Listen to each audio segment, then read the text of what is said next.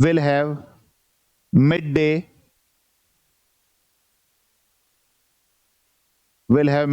or noon.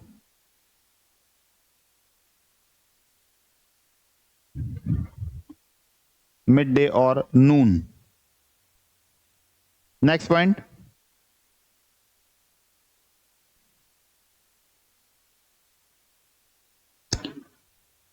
अगले ये local, अगला पॉइंट लिख लिया, फिर पहले इंग्लिश फिर हिंदी में. The local time at any place can be reckoned. The local time at any place can be reckoned by the shadow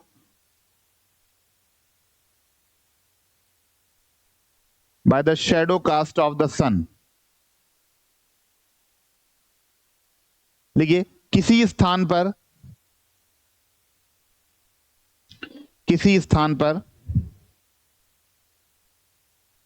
स्थानीय समय का अंदाजा, किसी स्थान पर स्थानीय समय का अंदाजा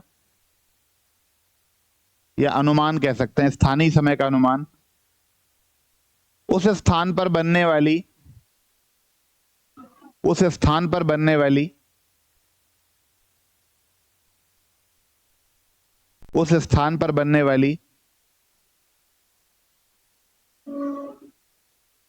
छाया के आधार पर लगाया जा सकता है. उस स्थान पर बनने वाली छाया के आधार पर लगाया जा सकता है.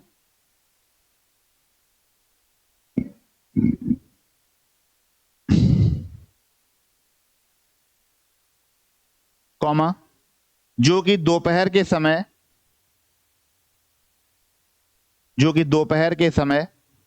सबसे छोटी,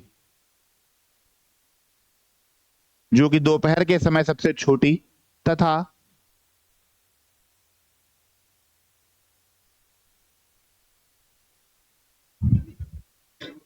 सूर्यास्त एवं सूर्योदय के समय सबसे बड़ी होती है. इस समय सबसे बड़ी होती है. आप लोग लिख लीजिए उसी में लगा के comma. Which is shadow cast of the sun लिखा था ना, इसके बाद लिख लीजिए comma. Which is shortest at the noon and longest at the time of sunset and sunrise and sunset.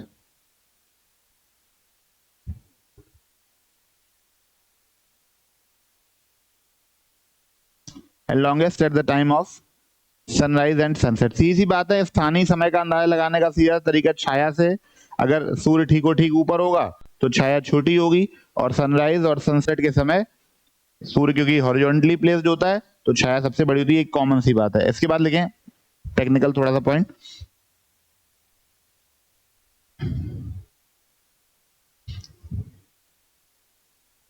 As the earth rotates from west to east, देखिए पृथ्वी अपने अक्ष पर पश्चिम से पूर्व की ओर घूमती है. as the earth rotates from west to east on its axis,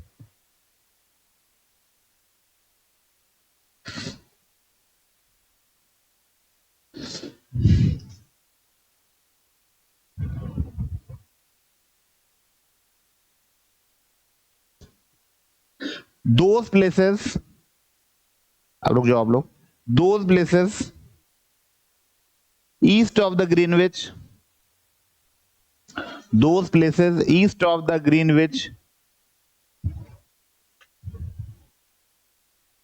will be ahead of Greenwich time. Will be ahead of Greenwich time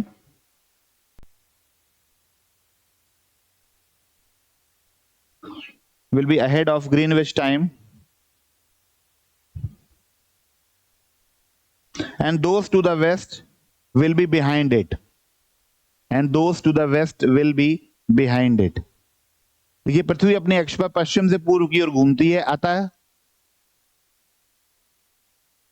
अतः वे स्थान जो कि ग्रीनविच के पूर्व में स्थित हैं, अतः वे स्थान जो कि ग्रीनविच के पूर्व में स्थित हैं,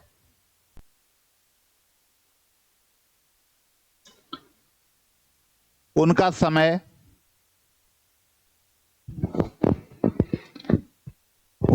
ग्रीनविच से आगे होगा।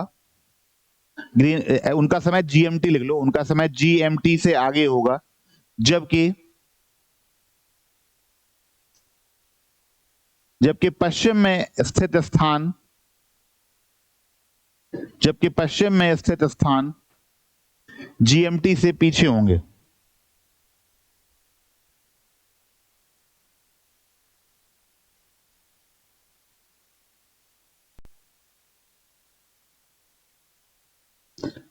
विद द मूवमेंट ऑफ, नई लाइन से,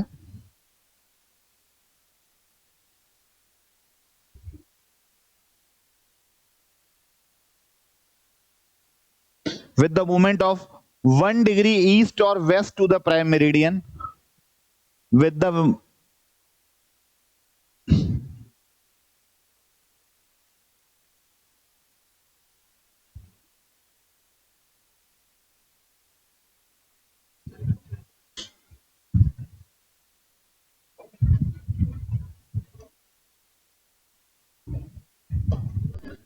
movement of 1 degree east or west to the prime meridian, the time will increase or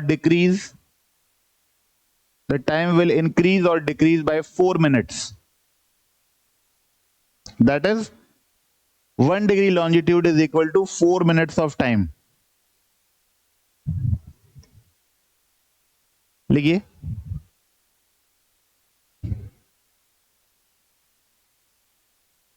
प्रधान मध्याह्न रेखा के पूर्व अथवा पश्चिम में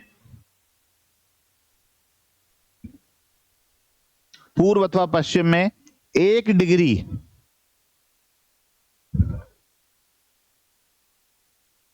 पूर्व अथवा पश्चिम में 1 डिग्री का परिवर्तन होने पर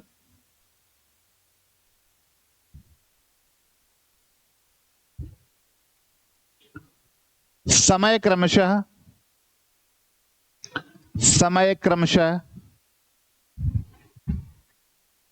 4 मिनट, समय क्रमशः 4 मिनट आगे अथवा पीछे हो जाता है। समय क्रमशः 4 मिनट आगे अथवा पीछे हो जाता है।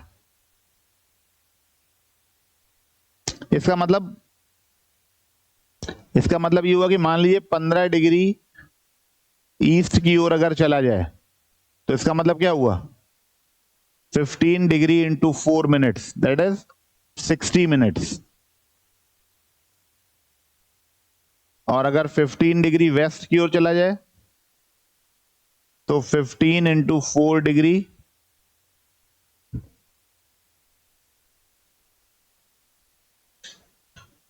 That is 60 minutes.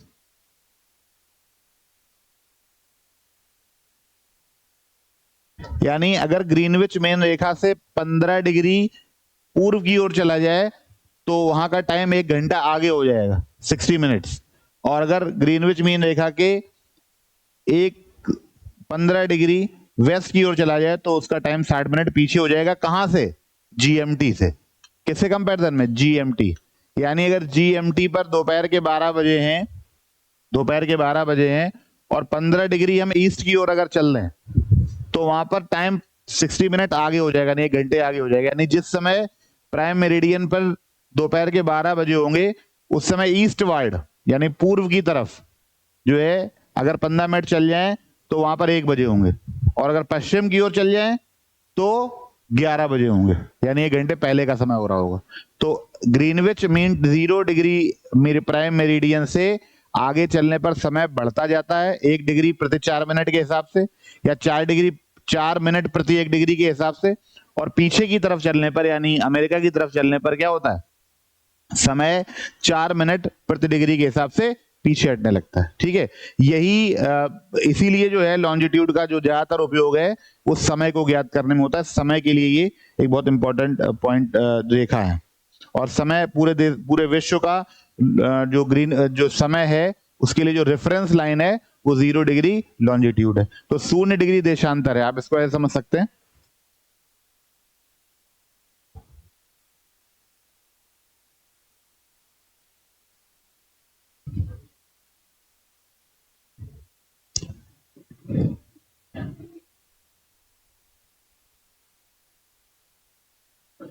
देखिए ध्यान से,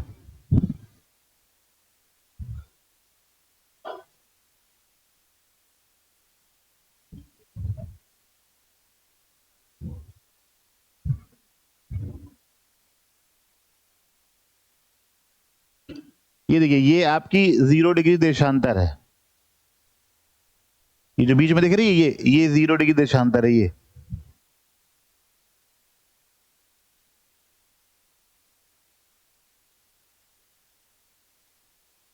ये ज्यादा क्लियर मैप है, यहाँ पे सही होंगे।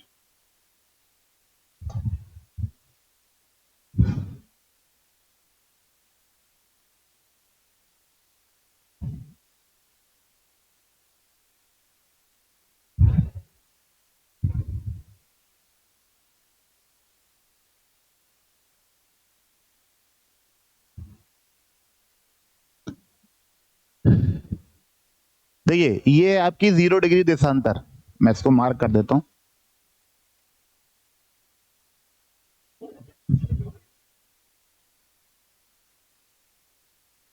ध्यान से देखिए, ये है 0 डिग्री, 0 डिग्री।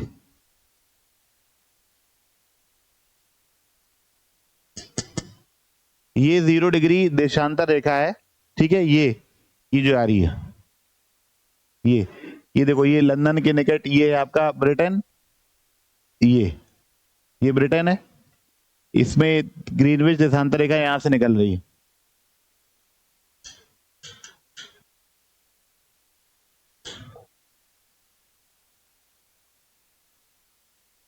यहाँ पे रेड स्पॉट रखा हुआ है, ये ग्रीनविच ऑब्जर्वेटरी है जो कि लंदन में स्थित है, और ये रेखा यहां से गुजर रही है।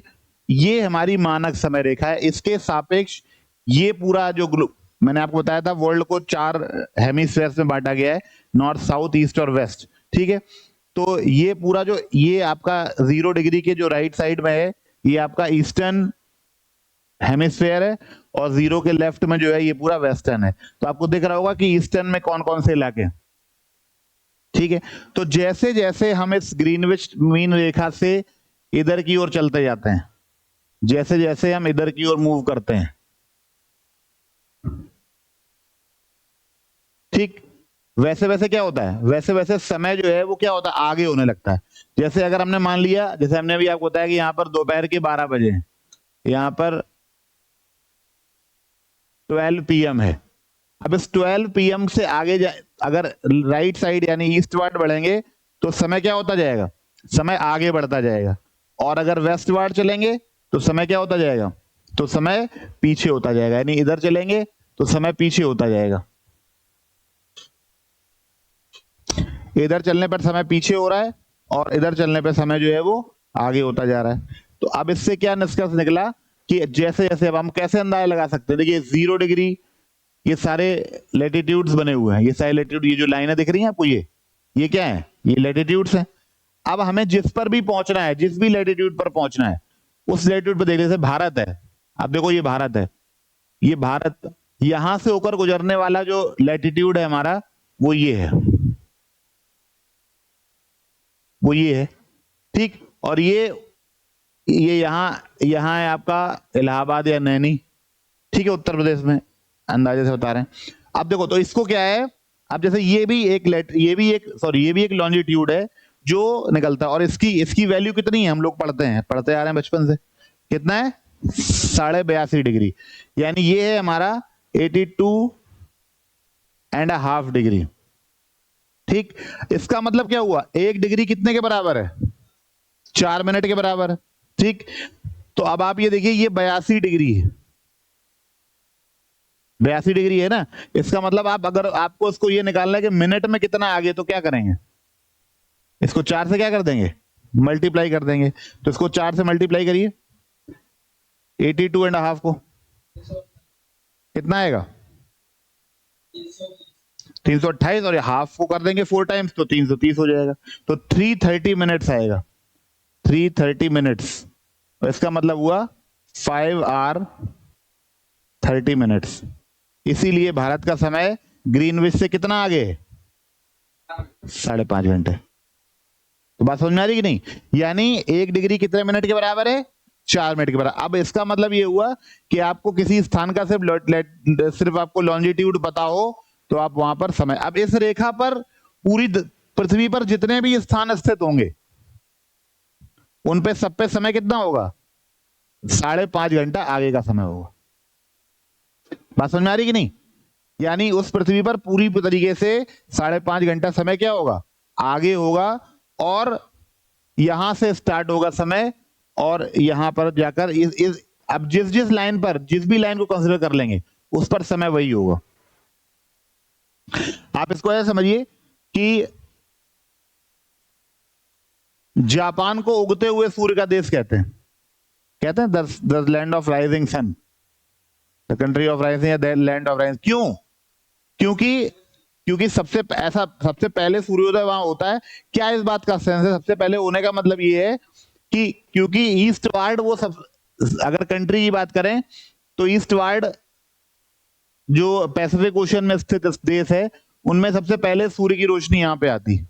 ठीक है, अब हालांकि इस पर जितने भी स्थान स्थित हैं, इस लैटिट्यूड पर जितने भी हैं, वहां सब जगह आएगी। इसीलिए आप देखिए कि हमें जब भी न्यू ईयर होता है तो सबसे पहली सूचना, हम लोग पुराने साल में ही होते हैं और हमको सूचना में लगती है कि नया साल सेलिब्रेट हुआ। क्यों, क्योंकि ये मान के चलिए हम 82.5 हैं, ये लगभग 130 के आसपास है, तो इनका समय लगभग 11 से 12 घंटे आगे हो गया हमसे। तो होता क्या है कि यहां से 11-12 घंटे आगे, हमसे तो 6 घंटे आगे। हमसे कितना आगे, जापान हमसे 6-6.5 घंटे आगे है। तो इसीलिए जो है शाम को 6-7 बजे हम लोगों को जापान में आतिशबाजी चलने की सूचना मिलने लगती है कि नए साल का स्वागत किया गया। कहां पर, जापान में। आप 7 बजे के टीवी खोलेंगे 31 दिसंबर की रात में, तो आपको 7 बजे हैप्पी न्यू ईयर की सूचनाएं मिलने लगेंगी। क्यों, क्योंकि वहां पे नया दिन लग चुका है, वहां पे स्टार्ट हो चुका है, वहां पे रात के 12 बज चुके हैं। हमारे यहाँ भी शाम के 6-7 बजे हैं, लेकिन वहां रात के 12 बज चुके हैं, और रात के 12 बजे ही नए दिन की शुरुआत मानी जाती है। कोई भी नया डे रात में 12 बजे स्टार्ट होता है, इसीलिए हमको सूचना मिलती है। तो आप इनको अपने, कभी कंफ्यूज हो तो आप इनको अपने किसी इवेंट के साथ में जोड़ के देख सकते हैं। अगर इस तरीके से जोड़ के देखेंगे तो आपको कंफ्यूजन नहीं होगी। तो इसका मतलब ये है कि जापान को उगते हुए सूर्य का देश इसलिए कहते हैं कि पहला सनराइज जो है, पहला अनुभव जो है नए दिन का, वो किसको होता है, जापान के लोगों को होता है। पीछे चले जाइए, अब ये कॉन्सेप्ट क्यों जरूरी है आप समझिएगा। 180 डिग्री ईस्ट अगर बात करें, 180 डिग्री ईस्ट अगर की बात करें, देशांतर की बात करें, तो ये कहलाती है हमारी, ये 180 डिग्री ईस्ट है। ये लाइन आ रही है, ये जो आ रही है लाइन, ये पैरेलल ही है, इसको कोई अलग नहीं करना है इसको। ये जो लाइन आ रही है ये हमारी 180 डिग्री ईस्ट है। अब इसमें क्या खासियत है कि ये यहां से 12 घंटे आगे, बात समझिएगा। अगर यहां दोपहर के 12 बजे हैं तो क्योंकि लगभग ये 180 डिग्री ईस्ट हो गई, यानी पूरी देशांतर रेखाएं कितनी है, 360, क्योंकि सर्कल है और हर डिग्री की एक देशांतर रेखा है। इसका मतलब पूरी कितनी हो गई, 360। तो ये 180 डिग्री ईस्ट है, ये 180 डिग्री वेस्ट है, तो 180 डिग्री ईस्ट और 180 डिग्री वेस्ट मिला कितनी हो गई, 360, पूरा ग्लोब। अब ये कॉन्सेप्ट समझना इसलिए जरूरी है क्योंकि जो अगला कॉन्सेप्ट है इंटरनेशनल डेट लाइन वाला, वो इसको समझे बगैर समझ में आएगा ही नहीं। तो जब आप जीरो से इधर की ओर बढ़ते जाएंगे बढ़ते जाएंगे बढ़ते जाएंगे, तो सबसे लास्ट में आएगा आपको 180 डिग्री ईस्ट। इसका मतलब इस दोपहर के 12 बजे से ठीक 12 घंटे आगे, ठीक है ना। यहां दोपहर के 12 बजे हैं तो यहां रात के 12 बजे हैं, आगे के, आगे के। और यहां बजे हैं इस, अगर यहां बात करें तो यहां बजे हैं 12 पीछे के, यानी 12 घंटे पीछे के। यानी यहां और यहां के टाइम में कितना फर्क हो गया? 24 घंटे का। कितने का फर्क हो गया? इसीलिए नए दिन की शुरुआत यहां से मानी जाती है और दिन की एंड यहां मानी जाती है। नया दिन यहां शुरू होता है, फिर नया दिन, फिर उसका हाफ, फिर उसका night.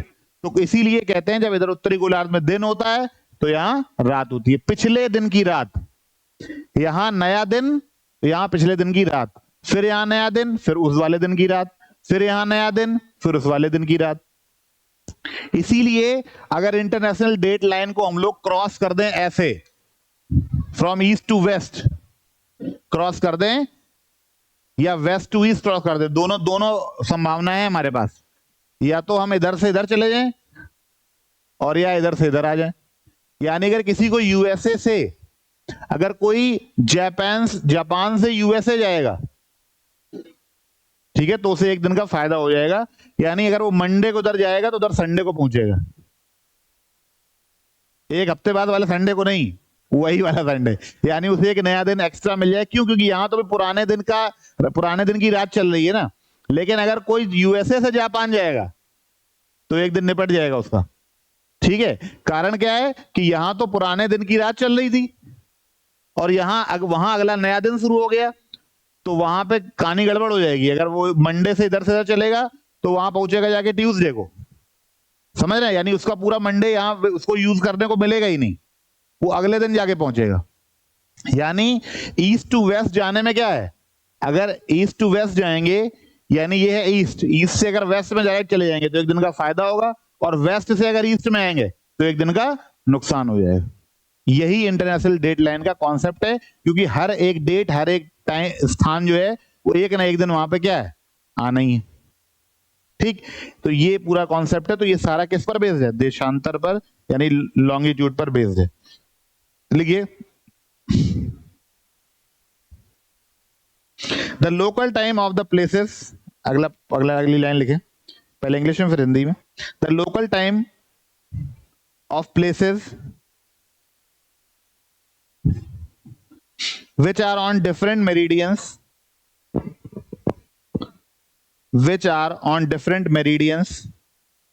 are bound to differ,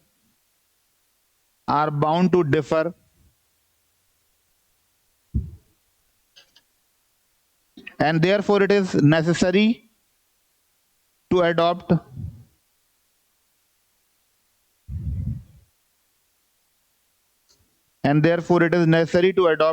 the local time of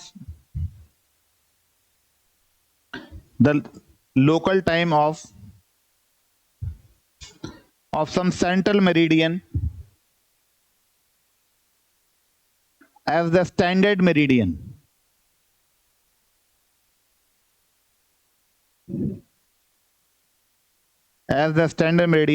For the country and the world.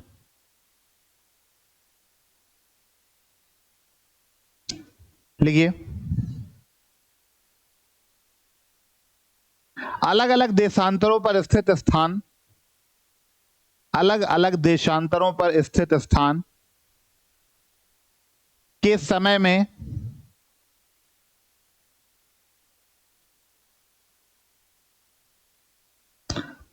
समय में अंतर होना स्वाभाविक है।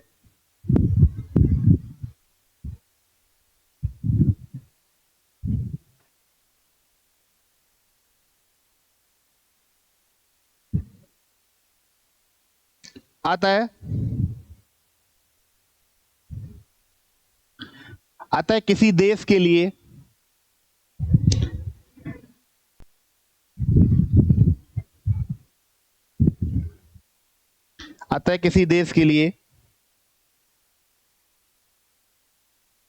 स्थानीय समय निर्धारित करने के लिए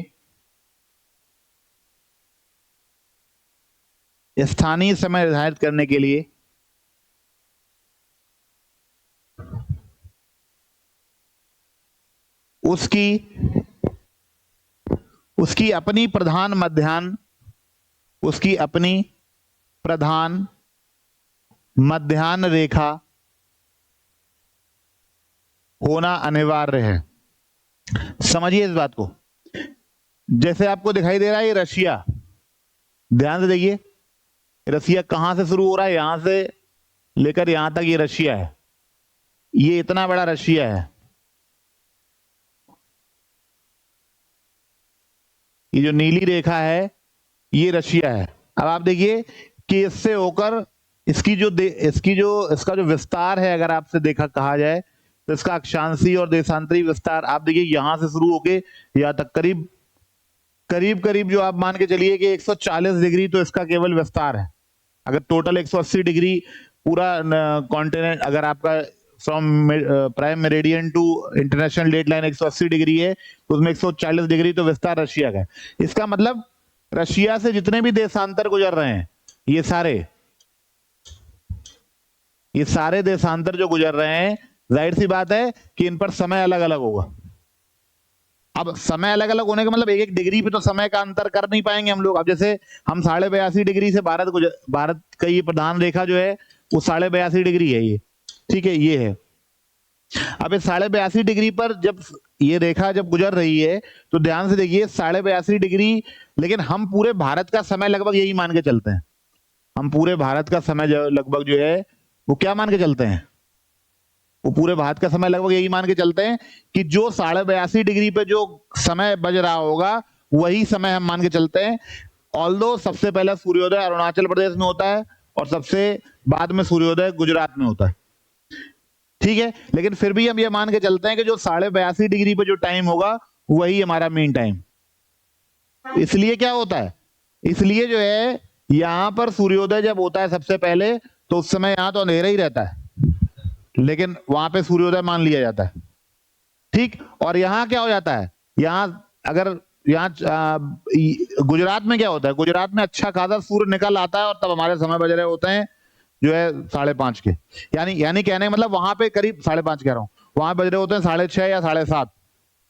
यानी टोटल भारत का अक्षांशीय विस्तार कितना है, याद है किसी को, कितना है, से 97 डिग्री, यानी लगभग 30 डिग्री, 30 ही हुआ ना, 30 डिग्री का मतलब 3 चौक 12 यानी 120 मिनट यानी 2 घंटे। यानी भारत में अरुणाचल प्रदेश और गुजरात के समय में 2 घंटे का अंतर होना चाहिए टेक्निकली। अब इसका मतलब ये कि अगर यहाँ 5:30 बजे सूर्योदय हो रहा है तो यहाँ 7:30 बजे होगा ही होगा, है कि नहीं। तो इतना हम लोग एडजस्ट कर लेते हैं कि ठीक है, ये मान लिया कि यहाँ सूर्योदय 5:30 पे हो गया तो यहाँ हमने मान लिया कि 7, 7:15, 7:30 तक सूर्योदय हो गया। थोड़ा बहुत टाइम का लैग होता है। कुल मिलाकर उसका फायदा ये है कि हमने भारत के लगभग बीचों बीच से होकर गुजरने वाली रेखा को अपना क्या मान लिया, हमने उसको अपना प्राइम मेरिडियन यानी इंडियन स्टैंडर्ड टाइम IST यानी अभी इस पर 82.5 डिग्री पर जो समय बज रहा होगा वही समय पूरे देश का समय। अब हालांकि इस बात के अपने अलग फायदे नुकसान है।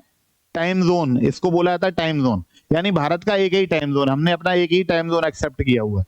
हालांकि भारत एक बड़ा देश है, 2 घंटे का फर्क आ रहा है पूरी टाइमिंग में, लेकिन हम इस 2 घंटे को एडजस्ट कर ले रहे हैं क्योंकि अगर नहीं करेंगे तो और बड़ी दिक्कतें आएंगी। अगर यहां से भोपाल सॉरी इलाहाबाद यानी प्रयागराज नैनी से ईस्ट और वेस्ट साइड अगर 2 टाइम जोन हो जाएं तो इस देश में 2 समय एक साथ बजेंगे और हमें अपने ही देश में एक स्थान जाने के लिए क्या है, घड़ियां एडजस्ट करनी पड़ेगी, टाइम एडजस्ट करना पड़ेगा, हर चीज की डबल डबल टाइमिंग बतानी पड़ेगी। कोई एग्जाम हो रहा होगा तो भी उसकी डबल टाइमिंग आएगी, कोई घटना कोई मैच होगा तो भी उसकी अलग टाइमिंग आएगी, कोई भी टाइमली इवेंट होगा तो उसके लिए अलग अलग टाइम, ट्रेनों की टाइम सब चौपट हो जाएगी। अब जाहिर सी बात है बहुत सारी ट्रेनें दिल्ली से हावड़ा कोलकाता जा रही हैं, बहुत सारी इधर से इधर आ रही है, इधर। अब हर एक स्टेशन के लिए एक ही ट्रेन के अलग अलग टाइम बताने पड़ेंगे, कितनी कंफ्यूजन वाली स्थिति हो जाएगी। हालांकि जिन देशों में मजबूरी है वहां करना पड़ता है। अब आप देखिए रशिया है ये, अब यहां क्या करेंगे, अब यहां मान लो रूस में एक समय सूर्योदय हो रहा है, लगभग एक ही समय सूर्यास्त हो रहा है, 10 घंटे का अंतर है यहां से लेके यहां तक रूस में ही। अब 10 घंटे को थोड़ी घंटा 1.5 घंटा एडजस्ट किया जा सकता है, बात समझ रहे हैं। 90 मिनट 100 मिनट तो एडजस्ट किए जा सकते हैं, लेकिन 10 घंटे कैसे एडजस्ट करेंगे। आप सूर्यास्त हो रहा होगा तो कैसे कह देंगे कि सूर्योदय हो रहा है, बात समझ रहे कि नहीं भाई? यहाँ पे तो सूर्योदय हो रहा है क्योंकि नया दिन यहाँ शुरू हो रहा है, और यहाँ मामला पहुंच गया कि ये ग्रीनविच के पास पहुंच गया मामला। ग्रीनविच में उसमें कितनी डिस्टेंस रह गई? 2 घंटे की। तो वही 2 घंटे मतलब वही 12 में से 2 घंटे कम करो, 10 घंटे। तो 10 घंटे का अगर टाइम में फर्क है तो आप ये नहीं कह सकते ना कि 4 बजे या शाम को सूर्योदय हो रहा है। अब ये तो ऑकवर्ड, 8 बजे तक एडजस्ट हो सकता है, लेकिन इससे ज्यादा कैसे होगा? इसलिए क्या कर दिया गया, इसलिए यहां पे क्या किया गया कि इन देशों ने जिनका देशांतरी अक्षांशी विस्तार और कई सारे देशांतर उनसे होकर गुजरते थे, उन्होंने अपने देश के अलग अलग टाइम जोन बना दिए। क्या बना दिए? टाइम। और ये कह दिया कि इतने इलाके में इतने बजेंगे, इतने इलाके में इतने बजेंगे, इतने इलाके में इतने बजेंगे, इतने इलाके में इतने बजेंगे। जैसे मान लो हमारा लगभग 30 डिग्री का देशांतर है, तो 2 घंटे तक हमने एडजस्ट कर लिया अपना। ऐसे ही इन्होंने अपने अपने देश में क्या किया, 2-2 घंटे के टाइम जोन बना दिए कि इतने इलाकों में यही बजेगा, फिर इतने इलाकों में यही बजेगा, फिर इतने इलाकों में यही बजेगा। बात समझ आ रही कि नहीं? तो उससे क्या हो गया कि चीजें एडजस्ट हो गई। लेकिन अगर कोई आदमी ट्रेवल करेगा फ्रॉम ईस्ट टू वेस्ट या वेस्ट टू ईस्ट, तो उसको लगातार हर 2 घंटे पे अपनी घड़ी एडजस्ट करनी पड़ेगी, तब जाकर वो उस इलाके के टाइम जोन के साथ में कर पाएगा, नियम बना पाएगा। कोई मीटिंग है उसकी, कुछ भी है, कुछ ऐसा है, कोई एग्जाम है, कुछ मतलब कुछ भी काम है जो टाइमली है, तो उसको जैसे ही टाइम जोन चेंज होगा उसको अपनी घड़ी की टाइमिंग चेंज करनी पड़ेगी। यही यही अगर आप एरोप्लेन से यात्रा करते हैं, फ्लाइट से जाते हैं, इंटरनेशनल फ्लाइट से कहीं जा रहे हैं, तो यही आपको बार बार अनाउंसमेंट होता है कि अब हम लोग इस जोन में आ चुके हैं, इस टाइम जोन में, कृपया अपनी घड़ी चेंज कर ली। क्योंकि मान लो आप हो सकता है किसी मीटिंग में जा रहे हो, वहां लंदन में भाग लेने के लिए, कोई कोई कोई अपने बिजनेस मीटिंग से जा रहे हो, कोई काम से जा रहे हो, किसी टाइमली इवेंट में जा रहे हो, तो हर आदमी टाइमली ही जाता है। तो उनको बार बार ये सूचना दी जाती है कि अब आप इस टाइम जोन से इसमें आ चुके हैं, अभी आप इसमें आ चुके हैं, अब इसमें आ चुके हैं, इस टाइम जोन का स्टैंडर्ड टाइम ये है, इस टाइम जोन का स्टैंडर्ड टाइम ये है। जैसे भारत का स्टैंडर्ड टाइम जोन है IST से कहते हैं, इंडियन स्टैंडर्ड टाइम, भारतीय मानक समय, वो 82.5 डिग्री, 82.5 डिग्री ईस्ट है। तो 82.5 डिग्री ईस्ट पे जो समय बज रहा होगा वही पूरे भारत में बज रहा होगा, चाहे सूर्य, चाहे बादल हो, चाहे पानी बरस रहा हो, चाहे आंधी तूफान आ रहा हो, चाहे कुछ भी हो रहा हो, जो समय है वो यही बताया जाएगा। मुंबई में भी वही समय होगा, दिल्ली में भी वही समय होगा, कोलकाता में भी वही समय होगा, चेन्नई में भी वही समय होगा, मेघालय में भी वही समय होगा, नागालैंड में भी वही समय होगा, और गुजरात में, राजस्थान में, जम्मू कश्मीर में भी वही समय हो रहा हो। तो इससे सहूलियत ये है कि डिस्टरबेंस नहीं होता। फ्लाइट की टाइमिंग हो, चाहे ट्रेन की टाइमिंग हो, चाहे एग्जाम की टाइमिंग हो, चाहे कोई गवर्नमेंट प्रोसीजर हो, चाहे रात के 12 बज रहे हो, दिन के 12 बज रहे हो, बहुत सहूलियत। इन लोगों से पूछिए जो लोग 10-10, 8-8 दोनों टाइम जोन में रह रहे हैं। रशिया में 11 टाइम जोन है। कितने? 11 टाइम जोन, यानी एक देश में 11 समय बजते हैं, यानी एक देश में 11 प्रकार का समय है। देश क्या, पूरा कॉन्टिनेंट ही हो गया वो, हाई है। तो लिखिए, नहीं प्लेट के मोमेंट टाइम मूवमेंट इसलिए नहीं क्योंकि प्लेट का मोमेंट कॉन्टेम्परेरी है, मतलब सभी का फिर मूवमेंट हो रहा है ना। वो ऐसा नहीं कोई एक प्लेट मूवमेंट करेगा, एक कर रही होती तो फिर टाइम में दिक्कत होती, लेकिन क्योंकि जो मूवेबल है वो सब एक साथ ही मूव करती हैं, तो वो टेक्टोनिक बात है, ठीक है। तो उसका मतलब ये कि उससे टाइम पे फर्क नहीं पड़ता। क्यों? क्योंकि हमारी जो लाइन्स है वो इमेजिनरी लाइन्स कहीं थोड़ी जा रही, लाइन्स तो वही है। ये इमेजिनरी लाइन जो लैटिट्यूड और लॉन्जिट्यूड है ये तो वही है ना। और बात करें अगर उसकी क्या नाम है, कॉन्टिनेंटल ड्रिफ्ट थ्योरी की, तो वो हजारों लाखों सालों में थोड़ा बहुत मूवमेंट होता है। तो उसको हम अपने आज के समय के मूवमेंट के समय तो लगातार 1 सेकंड, 2 सेकंड, 1 मिनट, 2 मिनट, 1 घंटे, 2 घंटे, 1 दिन, 2 दिन, 10 दिन, 1 साल, 2 साल चल रहा है। लेकिन वो जो टाइमिंग है, वो जो मूवमेंट हो रहा है, वो कुछ सेंटीमीटर का मूवमेंट हजारों सालों में, लाखों सालों में हो रहा है, तो वो उसके साथ में कंटेम्परेरी नहीं है। जब उसकी बात करते हैं तो पृथ्वी के बनने की बात करते हैं कि 4.5 अरब वर्ष पूर्व जब मान के चले पृथ्वी की आयु है 4.5 अरब वर्ष, तो अब जाहिर सी बात है उसको फिर आज के पैमाने पर उसको नहीं लिया जा सकता, उससे ऐसा कोई लेना देना नहीं है। ये तो हमने अपनी सहूलियत के लिए एक सिस्टम विकसित किया हुआ है। लिखिए, हिंदी इंग्लिश में कंप्लीट हो गई थी ये line. Central meridian, standard meridian for the country and the world, लिख लिया था? आप लिखें, for the world it is considered as international standard time और GMT। लिखिए, विश्व के परिप्रेक्ष्य में या विश्व के संदर्भ में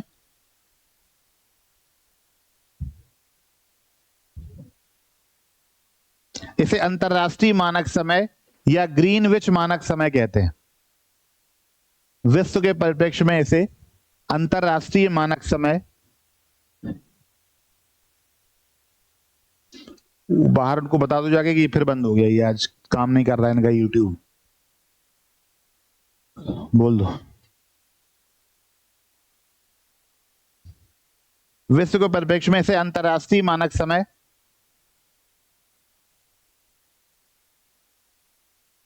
अथवा जीएमटी कहा जाता है।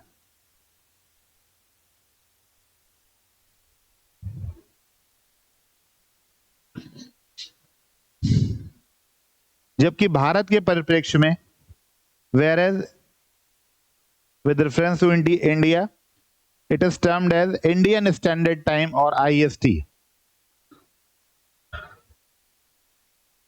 इंडियन स्टैंडर्ड टाइम और IST या भारत के संदर्भ में से भारतीय मानक समय या IST के नाम से जाना जाता है।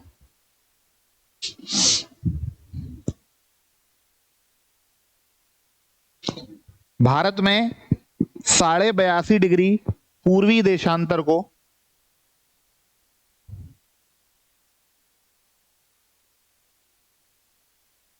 82.5 डिग्री पूर्वी देशांतर को मानक समय, पूर्वी देशांतर को मानक समय माना जाता है।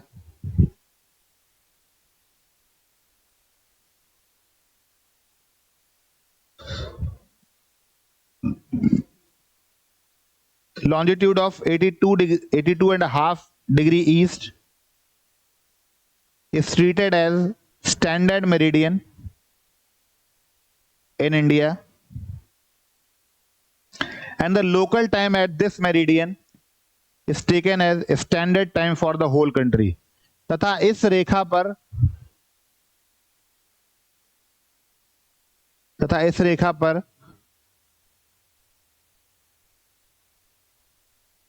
होने वाले स्थानीय समय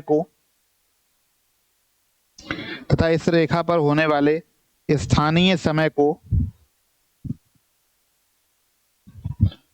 संपूर्ण भारत का मानक समय माना जाता है। संपूर्ण भारत का मानक समय माना जाता है।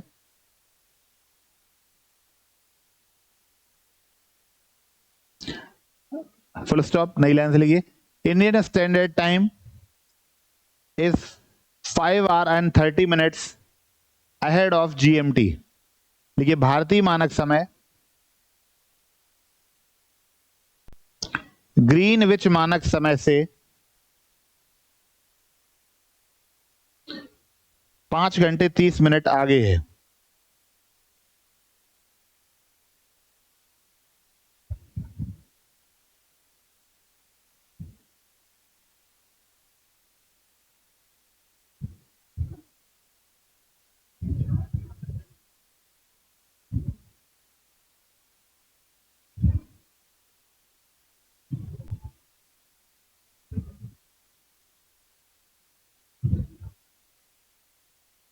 अच्छा, ये इलाहाबाद के निकट से गुजरती है तो लिखा है जो नहीं, बचपन से पढ़ते आ रहा है, याद पता है ना सबको, कोई दिक्कत नहीं। इसके बारे में एक लाइन और लिख लें, यहाँ पे थोड़ा सा एक इंपॉर्टेंट लाइन है।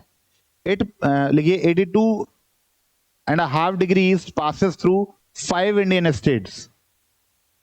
देखिए 82.5 डिग्री पूर्वी देशांतर रेखा 5 भारतीय राज्यों से होकर गुजरती है।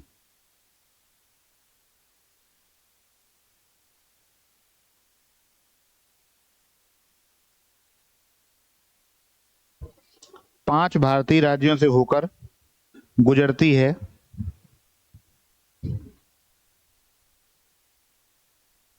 कौन कौन से लिखिए? उत्तर प्रदेश,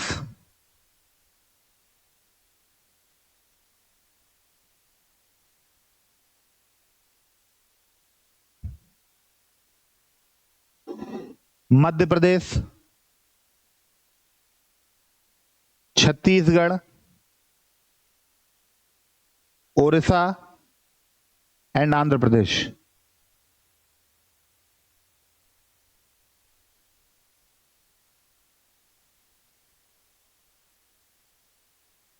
तो इंपॉर्टेंट पॉइंट है, इसको ध्यान रखिएगा।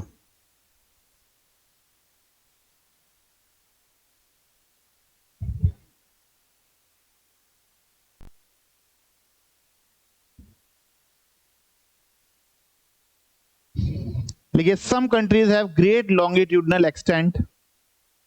देखिए, कुछ देशों का देशांतरी विस्तार, कुछ देशों का देशांतरी विस्तार अधिक होने के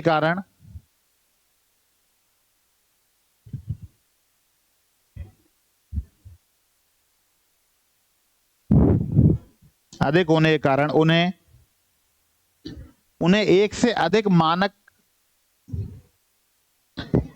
अधिक मानक समयों को मानना पड़ता है।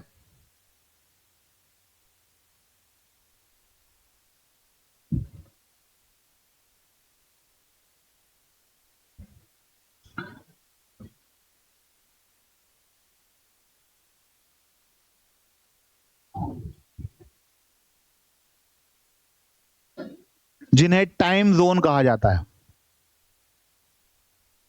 Some countries have great longitudinal extent, so they have to adopt more than one standard time. So they have to adopt more than one standard time, termed as time zone.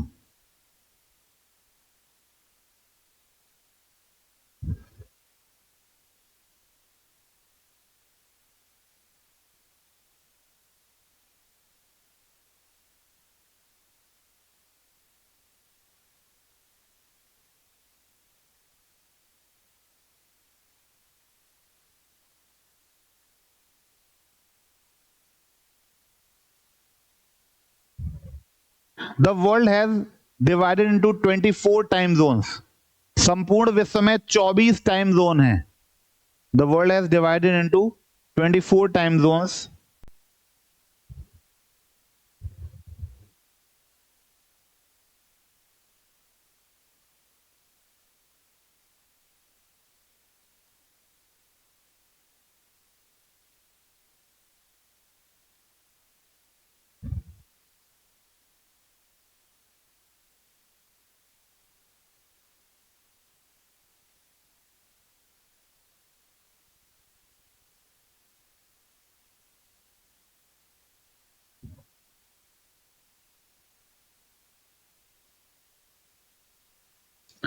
Some of the countries having highest number of time zones are as follows.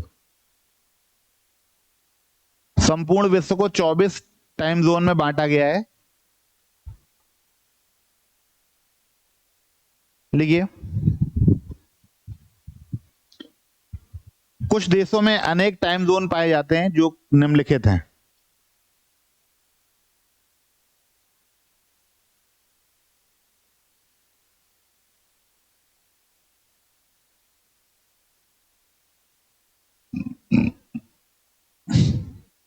अगर आपसे कोई पूछे कि दुनिया कौन सा ऐसा देश है वर्ल्ड दुनिया का जिसमें सबसे ज्यादा टाइम जोन है, तो आप क्या बताएंगे?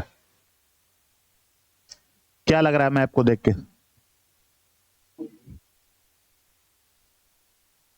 क्या लग रहा है?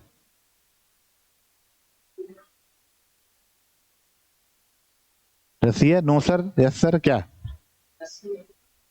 देखने में क्या लग रहा है?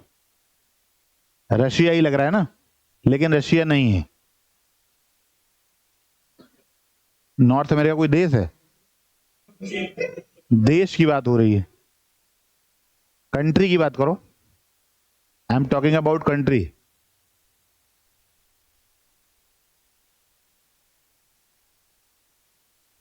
क्या क्या क्या बोलो? कनाडा? नहीं, कनाडा नहीं है। कनाडा से ज्यादा विस्तार तो रशिया का है। देखने में नहीं लग रहा है? देख के रशिया ही लग रहा है ना। टेक्निकली रशिया नहीं है, देखने में तो रशिया ही है। और अगर एक देश की बात करेंगे तो है, लेकिन जो पॉइंट है वो ये कि कौन सा ऐसा देश है जिसमें सबसे ज्यादा टाइम जोन होते हैं। तो उसका सही जवाब है फ्रांस। छोटा सा देश है फ्रांस। अब कैसे ये बात है, पहले तो लिख लो कि हाँ, वो ऐसे है कि फ्रांस के दुनिया भर में बहुत सारे आइलैंड हैं, और वो आइलैंड इतने हैं कि उन पर 12 प्रकार के टाइम्स बजते हैं एक साथ। तो टेक्निकली जो है फ्रांस दुनिया का सबसे ज्यादा टाइम जोन वाला देश है ना। तो ये जो इलाके हैं इसके फ्रांस के, वो दूर दूर तक फैले हुए हैं। ऑस्ट्रेलिया से लेकर और फ्रेंच गुयाना से लेकर सेंट पियरे आइलैंड और एम्स्टर्डम, क्रूगलिन, वॉल्स, मतलब आप ये समझिए कि पूरे दुनिया में कहीं ना कहीं इनका एक आइलैंड है, कहीं ना कहीं है एक आइलैंड, है ना। अब उसकी वजह से क्या है कि उसपे उसकी वजह से पॉलिटिकली तो वो टाइम जोन फ्रांस का ही माना जाएगा ना, वो फ्रांस का ही पॉलिटिकल पार्ट है ना। तो पॉलिटिकली जिसका पार्ट होगा वही बोला जाएगा। अब जैसे अंडमान निकोबार में कुछ हो तो भारत ही तो कहा जाएगा, इसको तो नहीं कहा जाएगा ना। कहा जाएगा कि भाई वीर सावरकर इंटरनेशनल एयरपोर्ट कहाँ है, तो कहेंगे इंडिया में है। वो कहाँ पे, अंडमान निकोबार में, और अंडमान निकोबार इज इंडिया। ठीक है, बात समझ में आ रही कि नहीं। तो इसलिए जो है ऐसा विस्तार है। तो लिखिए फ्रांस, फ्रांस के आगे लिख लो 12, एक तरफ लिखो कंट्री, एक तरफ लिखो टाइम जोन।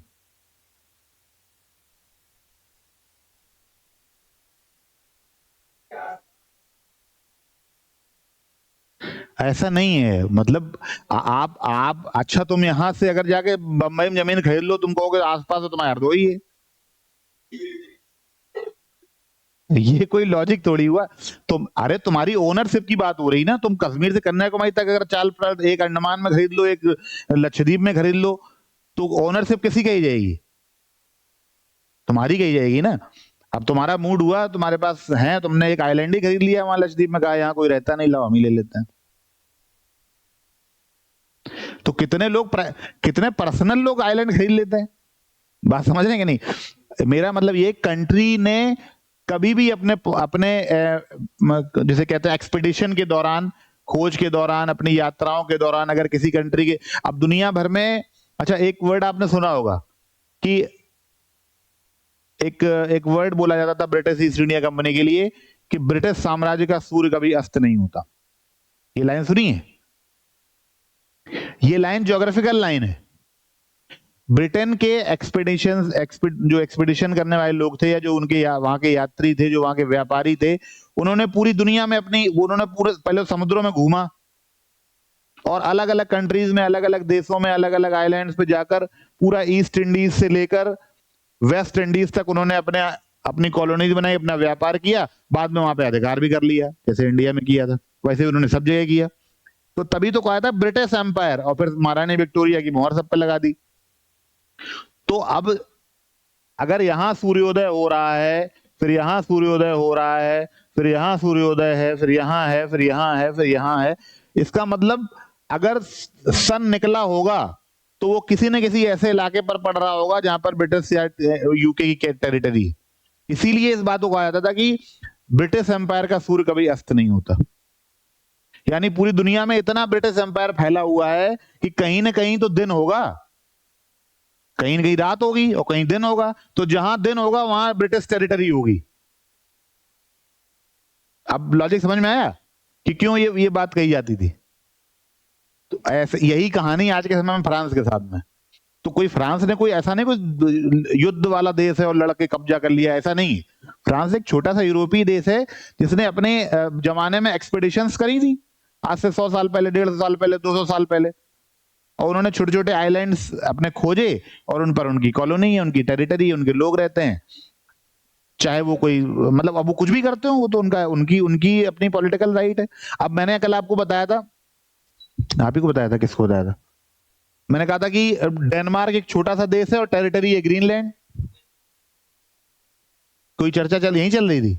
हाँ, तो अब डेनमार्क एक यूरोप में एक बिंदी भी रखने लायक नहीं है, इतना बड़ा भी नहीं है कि हम एक पॉइंट रख दें, इस पे पॉइंट भी बड़ा हो जाएगा, इतना बड़ा देश है डेनमार्क, समझ रहे हैं। और ये डेनमार्क की टेरिटरी है ग्रीनलैंड।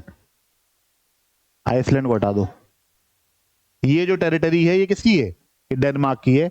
तो अब डेनमार्क को जब बोला जाएगा, उसका अभी क्षेत्रफल बोल दिया जाए, या पॉलिटिकल एरिया बोल दिया जाए, या बड़ा बोल दिया जाए, तो उसको उसमें इसको शामिल किया जाएगा। बात समझ में आ रही कि नहीं आ रही?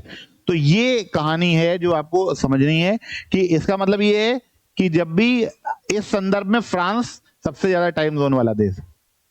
अब बात समझ में आ गई? क्लियर है ये बात? दूसरा लिखिए, तो फ्रांस लिखो, फ्रांस के आगे लिखो, एक तरफ कंट्री एक तरफ टाइम जोन, तो फ्रांस के आगे 12, फिर लिखो रशिया, रशिया या रूस, रूस के आगे लिखो 11। हाँ ये बात जरूर है, एक देश के रूप में, एक लैंड मास के रूप में सबसे ज्यादा टाइम जोन रशिया में, यानी कि लैंड मास एक माना जाए तो लैंड मास एक दिख ही रहा है आपको, बेरिंग स्ट्रेट से लेकर और ये जो यूराल पर्वत तक जहां पे शुरू हो रहा है, यहां तक ये पूरा का पूरा जो है वो रशिया है। तो एक लैंड मास के रूप में अगर देखा जाए तो सबसे ज्यादा टाइम जोन रशिया में है, लेकिन अगर टेक्निकली देखा जाए कि सबसे ज्यादा टाइम जोन किस देश के हैं, तो उसका जवाब क्या होगा? फ्रांस। क्लियर है? और कुछ लिख लो, 2-4। कनाडा 6, या पहले यूएसए लिखो।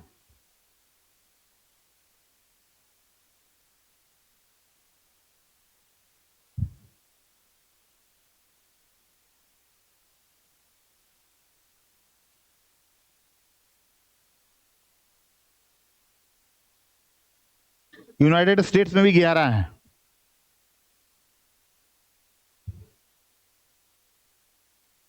ऑस्ट्रेलिया में 9।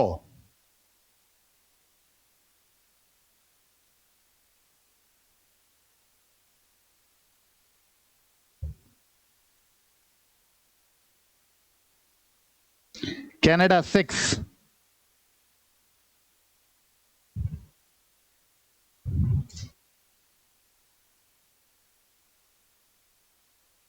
अब इस हिसाब से यूके में भी 9 है, मतलब ब्रिटेन के 9 टाइम जोन है, वही आइलैंड वाला कॉन्सेप्ट, वही अलग अलग टेरिटरी वाला कॉन्सेप्ट। तो यूके के भी 9 है।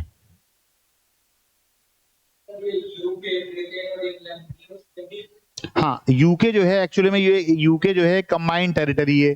जैसे जब यूके की बात करते हैं, अभी हम लोग जब वर्ल्ड ज्योग्राफी में भी आएंगे, यूरोप पढ़ेंगे, तो हम आपको डिटेल में बताएंगे। एज अ आइलैंड ये पूरा यूके बोला जाता है, ठीक है। फिर यूके में ये ब्रिटेन है, ये आपका आयरलैंड है, ये उसमें एक इंडिपेंडेंट टेरिटरी है, कैरेक्टर है उसका, वो हम अभी आपको डिटेल में बताएंगे, ठीक है। यूके, ब्रिटेन और इंग्लैंड क्या है ये हम आपको बताएंगे। तीनों में हम लोग, तीनों के संदर्भ में तीनों का ही प्रयोग कर देते हैं पॉलिटिकली, लेकिन सही संदर्भ क्या है हम आपको चर्चा में बताएंगे जब यूरोप पढ़ाएंगे आपको, तो ठीक है। आगे लिखिए, कनाडा हो गया 6, हाँ। डेनमार्क 5। अब देखिए डेनमार्क 5 कैसे हो गया? डेनमार्क 5 इसकी वजह से हो गया, ये देख रहे हो ना, इसका विस्तार इतना है, तो एक यहाँ पे 4, यहाँ पे 5 हो गए। अब बात समझ में आई डेनमार्क का नाम टाइम जोन में कैसे आ गया? जिस देश की बिंदी नहीं रखी जा सकती उसमें 5 टाइम जोन कैसे हो सकते हैं? समझ रहे हैं? ब्राजील में 4, इंडोनेशिया में 3,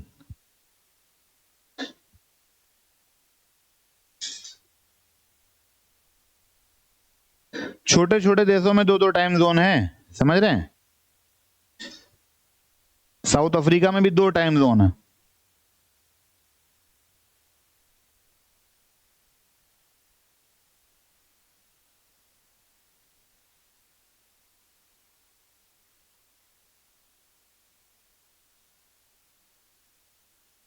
तो ये कुछ देशों के टाइम जोन है जो बताएंगे।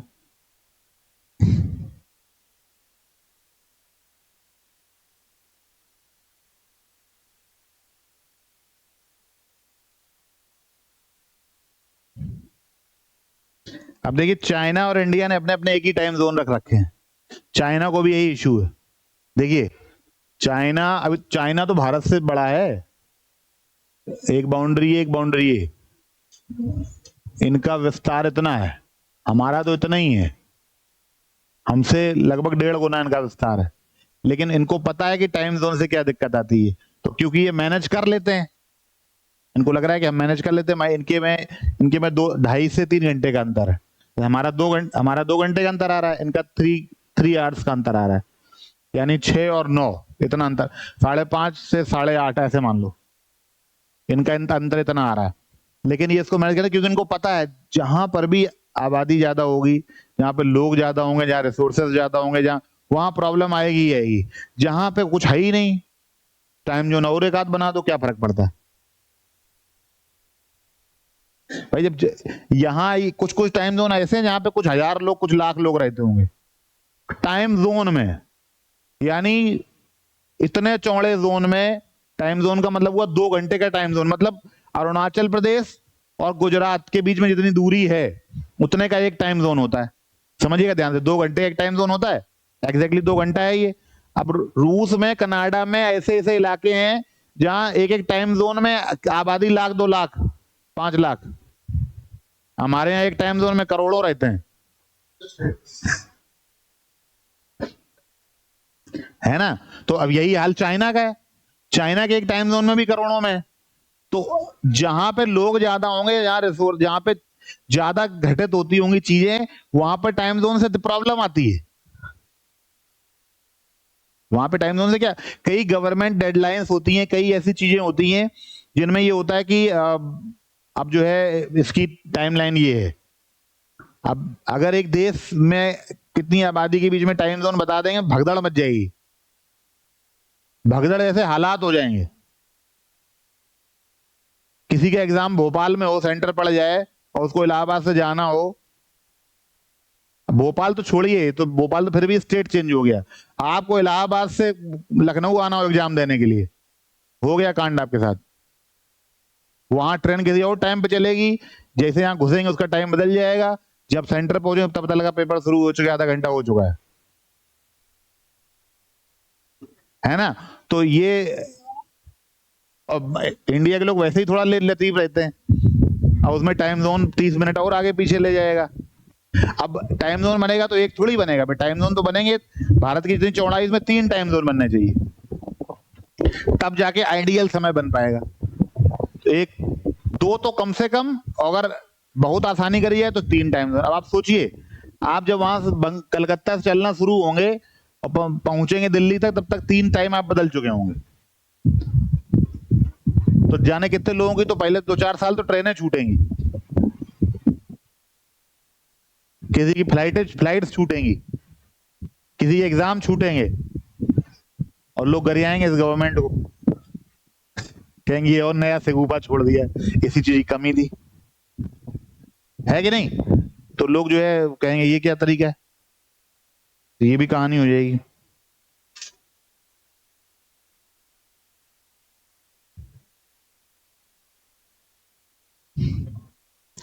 थोड़ा सा प्राइम मेरिडियन के बारे में कुछ इंपॉर्टेंट पॉइंट्स लिख लीजिए। ये 5-7 देश हो गए एग्जाम्पल के तौर पे, बस ठीक है। भारत और चाइना लिख लेना, एक एक टाइम जोन है, हम लोग ज्यादा वीआईपी हैं इसलिए, एक्चुअल में हम लोग कामचोर हैं। टाइम जोन वही देश हैंडल कर सकता है जहां लोग अनुशासित हों, बात समझ रहे कि नहीं। अनुशासित देश में ही टाइम जोन का कॉन्सेप्ट चल सकता है, हमारे देश में टाइम जोन का कोई कॉन्सेप्ट नहीं।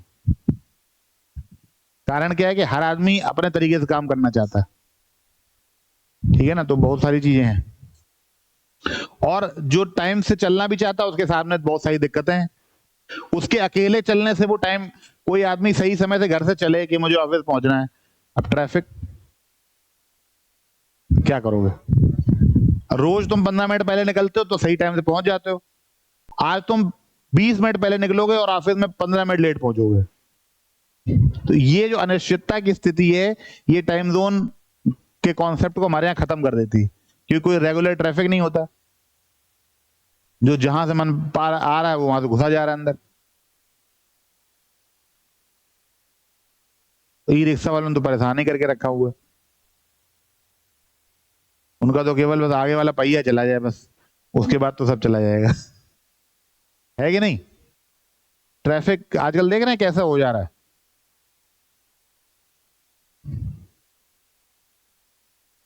प्राइम मेरिडियन के बारे में लिखिए, एक हेडिंग डाल लो, प्राइम मेरिडियन या Greenwich mean time. Prime meridian,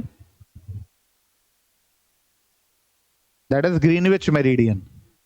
प्रधान मध्याह्न रेखा या ग्रीनविच रेखा, एक दो बातें इसके बारे में लिख लो फटाफट।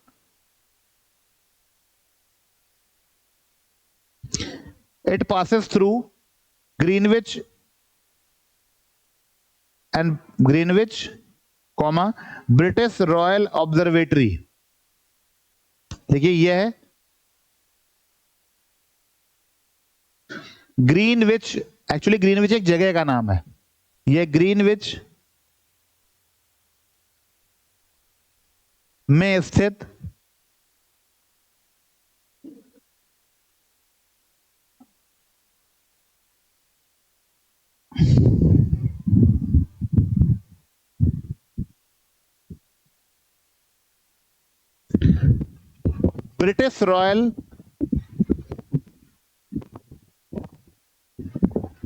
ब्रिटिश रॉयल ऑब्जर्वेटरी को हिंदी में क्या कहेंगे?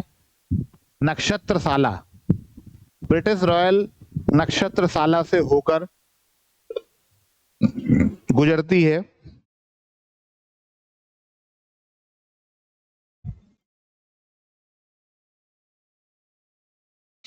यह एक मानक देशांतर रेखा है।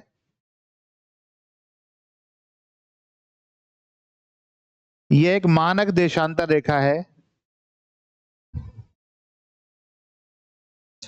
जिसे 0 डिग्री मानक देशांतर कहा जाता है। It is a base longitude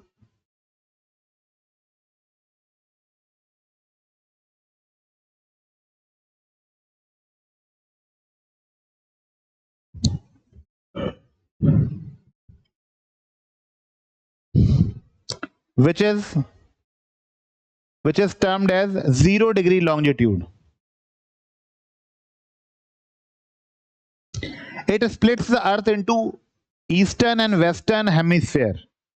यह पृथ्वी को पूर्वी तथा पश्चिमी गोलार्ध में विभाजित करती है।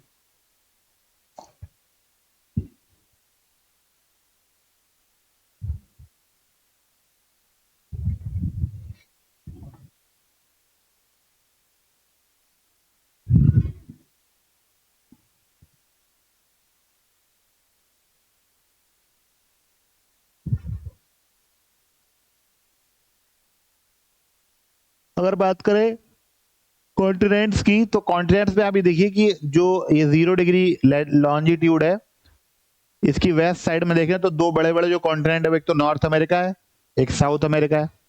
कुछ भाग अफ्रीका का है, कुछ भाग यूरोप का है।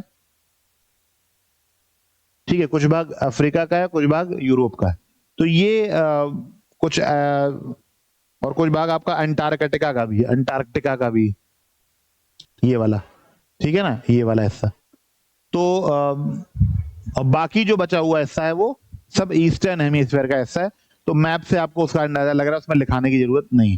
पूरी तरीके से अगर कहा जाए तो दो कॉन्टिनेंट जो है वो इसके वेस्ट में है, एक नॉर्थ अमेरिका, एक साउथ अमेरिका। और पूरी तरीके से कहा जाए तो इधर एशिया का भी कुछ हिस्सा इसमें टच होता है, एशिया, ऑस्ट्रेलिया, अफ्रीका का भी कुछ हिस्सा इधर जा रहा है। तो कोई मतलब कुछ ऐसा डिमार्केशन नहीं है कि इतने कॉन्टिनेंट ईस्ट में है, इतने कॉन्टिनेंट वेस्ट में है, कुछ हिस्सा उसका कटा फटा है। लिखिए important countries on prime meridian are, लिखिए प्रधान मध्याह्न रेखा पर स्थित, या जीएमटी पर, ऐसे लिख लो, प्रधान मध्याह्न रेखा या 0 डिग्री लॉन्जिट्यूड पर स्थित प्रमुख देश निम्नलिखित हैं। कौन कौन से हैं लिखे? सबसे पहला तो UK,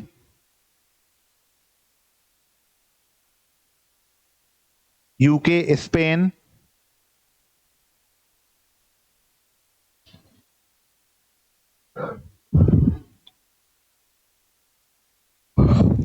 Algeria,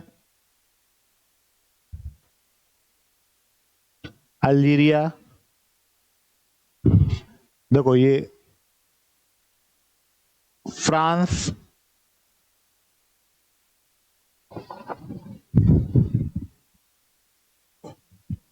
Mali,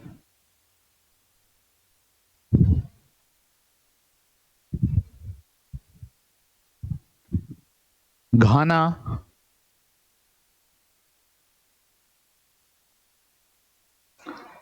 Togo, Mali, Ghana, Togo.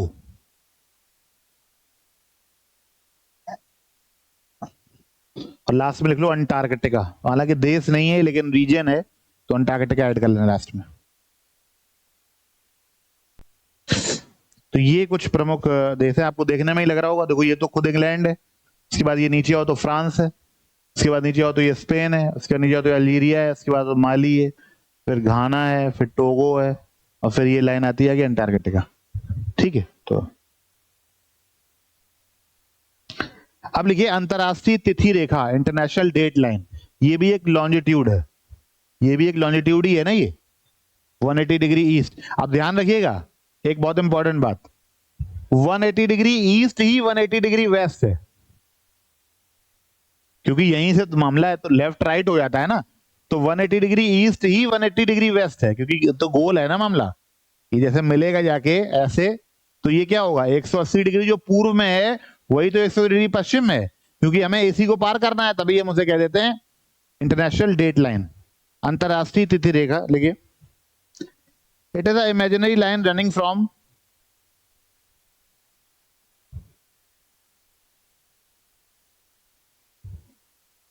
it is an imaginary line running from north pole to south pole,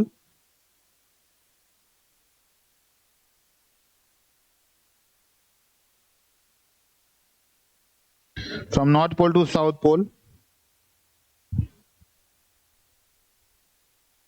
comma 180 degrees, 180 degrees east or west from the prime meridian। देखिए यह उत्तर तथा दक्षिण ध्रुवों के मध्य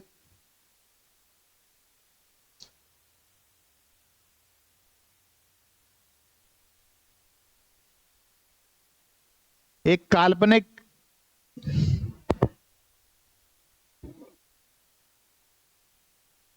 देशांतर रेखा है जो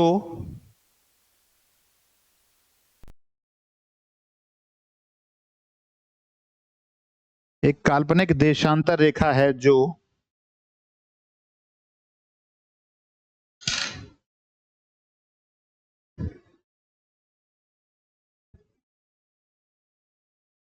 प्रधान मध्याह्न रेखा से 180 डिग्री पूर्व अथवा पश्चिम में स्थित है।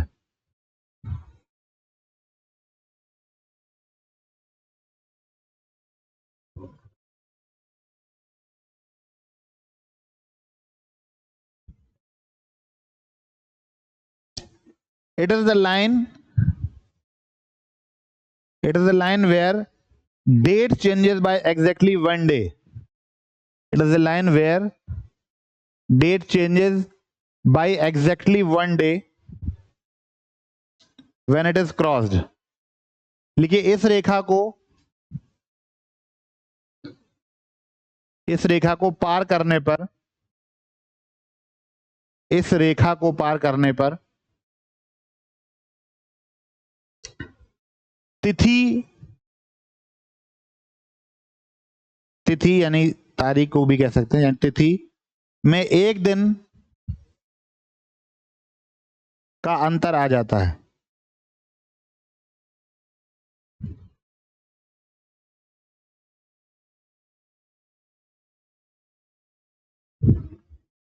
अब इसमें इंपॉर्टेंट लाइन उसी को लिख लीजिए जो मैंने आपको लिखाई थी, a traveller crossing the date line from east to waste,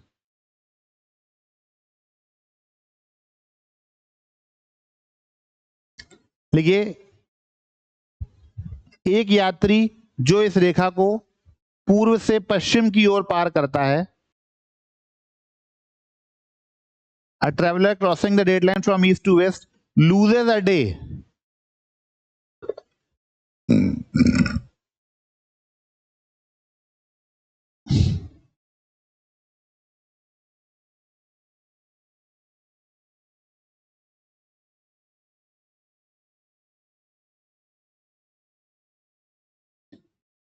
and while crossing the date line from west to east,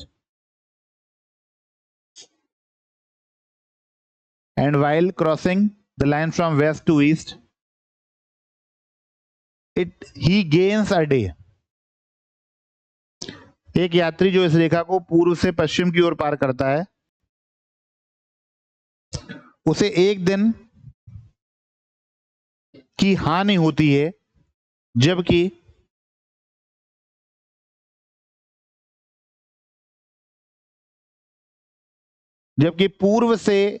पश्चिम से पूर्व की ओर पार करने पर उसे एक दिन का लाभ प्राप्त होता है।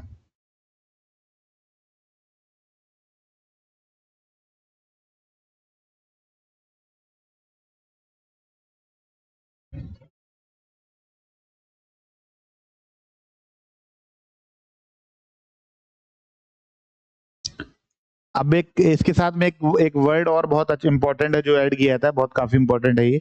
देखिए, it is also termed as zigzag international date line. देखिए, अंतरराष्ट्रीय तिथि रेखा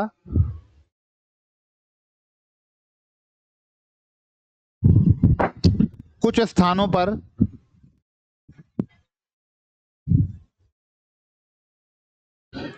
पर कहां, ब्रैकेट में लिख लो, प्रशांत महासागर में कुछ स्थानों पर टेढ़ी मेढ़ी पाई जाती है,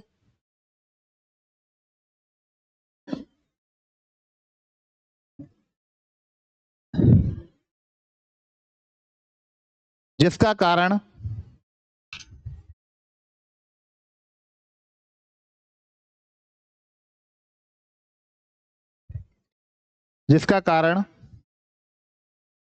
प्रशांत महासागर में स्थित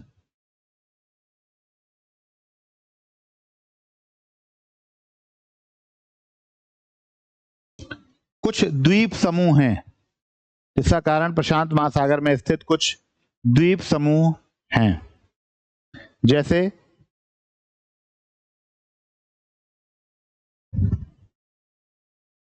जैसे Fiji, tonga,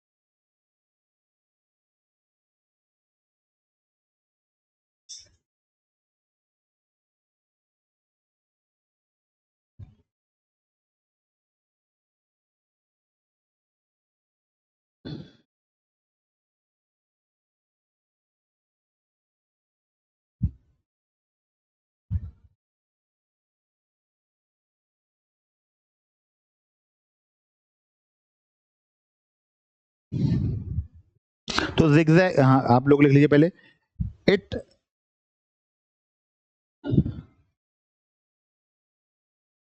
It is zigzag in the mid Pacific Ocean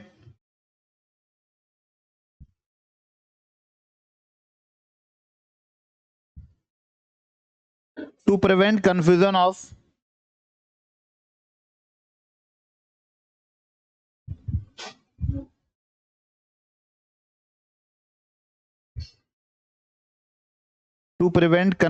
of day and date in some of the island groups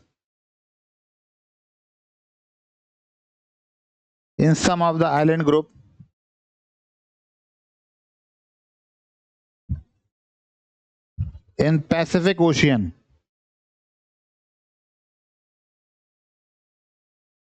such as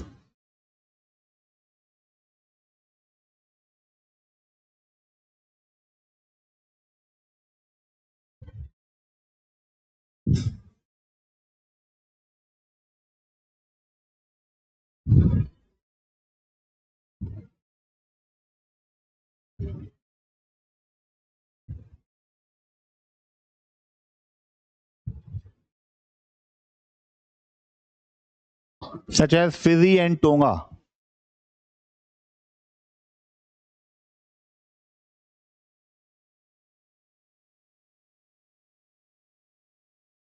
ध्यान से समझिए क्या कारण है जिगजैग होने का। जिगजैग होने का कारण ये कि आपको पता है कि पैसिफिक ओशन में बहुत सारे आइलैंड्स हैं, ठीक है, तो ये यहाँ से तो स्ट्रेट चलती है 180 डिग्री, लेकिन ये आइलैंड्स के पास आकर ये ऐसे कहीं कहीं पर ऐसे जिगजैग हो जाती है।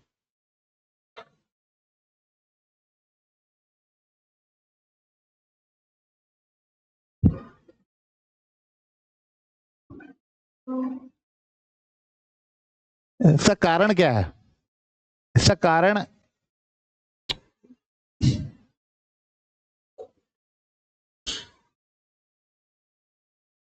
चलो हट जाएगा अभी। इसका कारण ये है कि प्रशांत महासागर में पैसिफिक ओशन में बहुत सारे आइलैंड कंट्रीज हैं, तो कई क्या था कि ये डेट लाइन किसी किसी आइलैंड के बीचों बीच से होकर गुजर रही थी। अब आइलैंड जरा सा और निकल गई बीचों बीच से, और वो भी 180 डिग्री, कोई दूसरा कोई देशांतर हो तो भाई समय माप लिया जाएगा।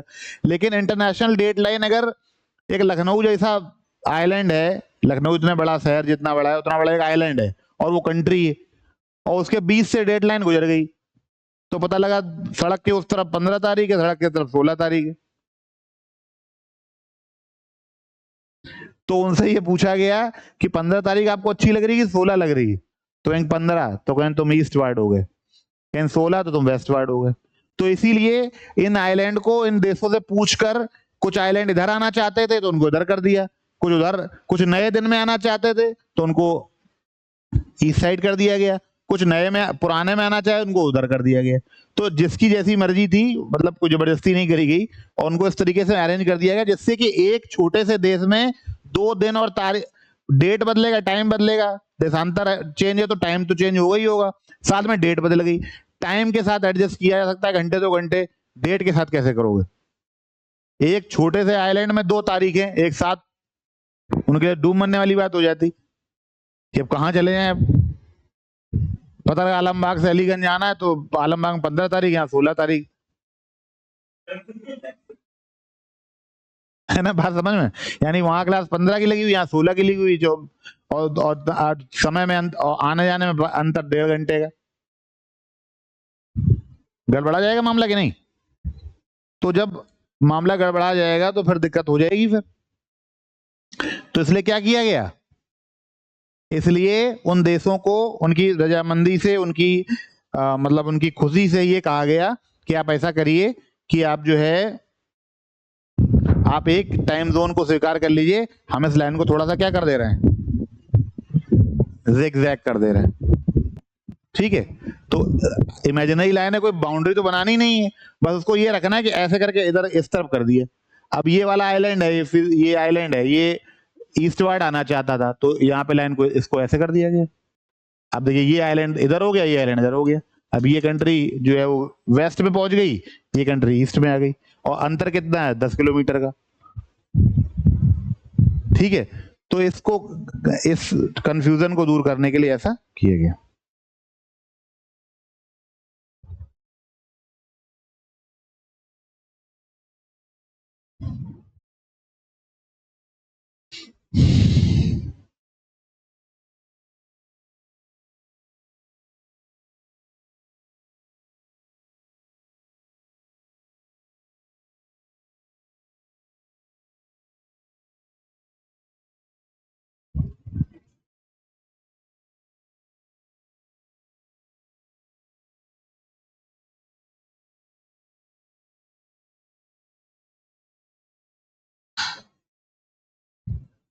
चलिए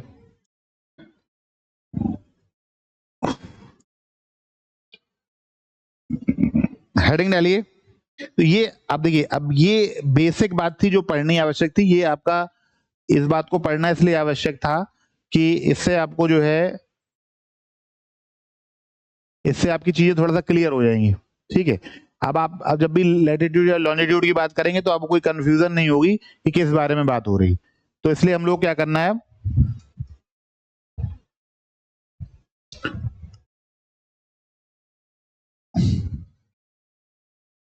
इसे खोले रहते हैं, कोई दिक्कत नहीं।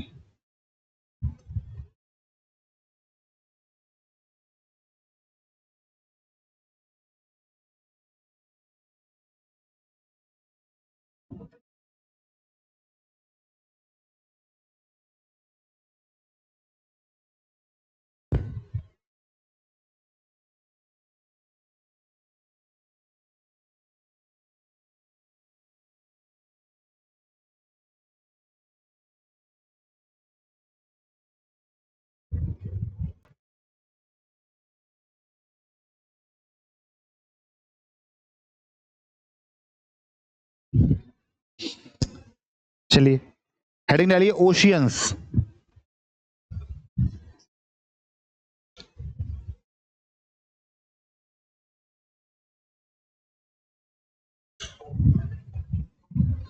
हेडिंग डालिए ओशियंस या महासागर।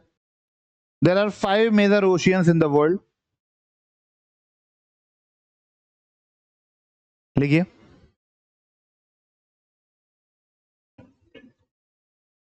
There are 5 major oceans in the world.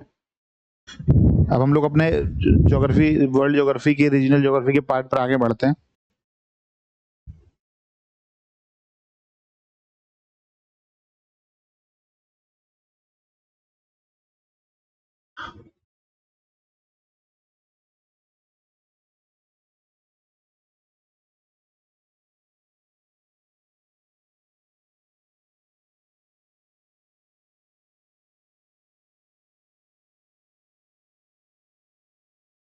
कौन कौन से? पैसिफिक ओशियन,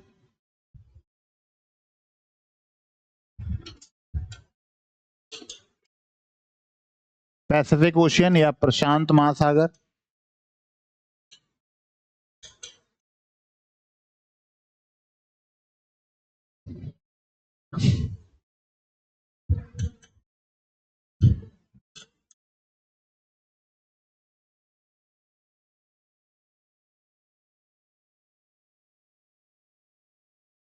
पैसिफिक ओशियन या प्रशांत महासागर।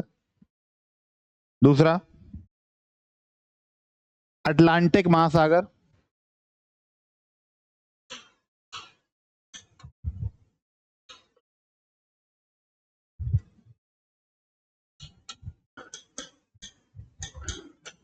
अटलांटिक महासागर, अटलांटिक महासागर।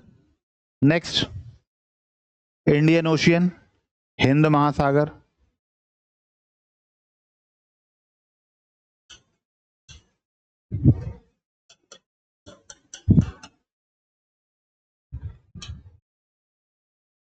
हिंद महासागर, इंडियन ओशियन कहते हैं। नेक्स्ट आर्कटिक ओशियन,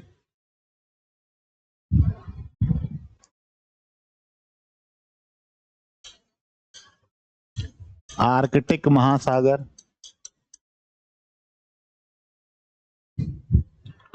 और पांचवा है आपका सदर्न ओशियन या दक्षिणी महासागर।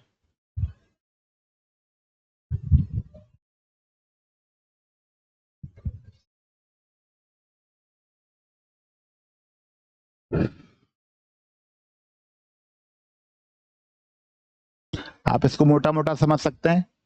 ये आपका आर्कटिक महासागर है, ये आपका सदर्न ओशियन है, ये प्रशांत है, ये प्रशांत है, और ये आपका इंडियन ओशियन है।